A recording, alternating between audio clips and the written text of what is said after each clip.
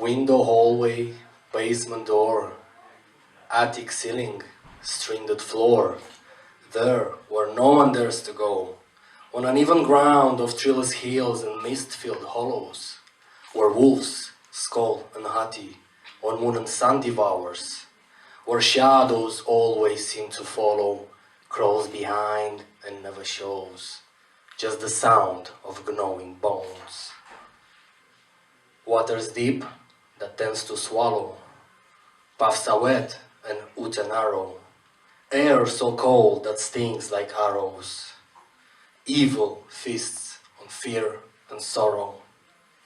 Where the moor will know no light, stands a silhouetted dark-shaped house, top to bottom wrapped in moss.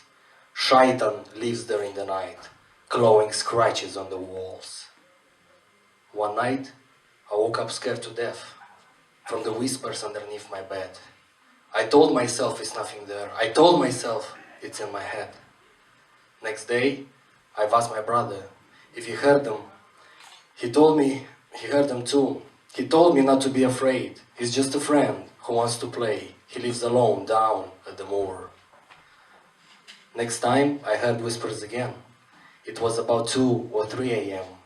I've checked underneath my bed, but nothing's there. Just muddy prints beside my rest. Next day, I've asked my brother if he came by my room last night. He told me that he didn't, but his friend from the moor did. They went to play out in the moor last night. He came to wake you up, but you were sleeping tight. Later, whispers became noises, something moving in my room. Whispers later became voices, couldn't hear because of the gloom. He asked my name, and I asked his. We talked below the moon. He said joys, and I said fears in the darkness of my room. The neighbor's dog barked loud and bit me sore. He told me to bring him to the moor and leave him on the porch of the house with lots of moss by that door to teach him not to do so anymore. And the dog will never more. The boy that lives in the end of my street always kicks me with his feet. He told me to bring him to the moor and leave him on the porch of the house with lots of moss by that door to teach him not to do so anymore. And the boy were never more. My brother broke mom's favorite vase. I was beaten in his place. He told me to bring him to the moor and leave him on the porch of the house with lots of moss by the door to teach him not to do so anymore.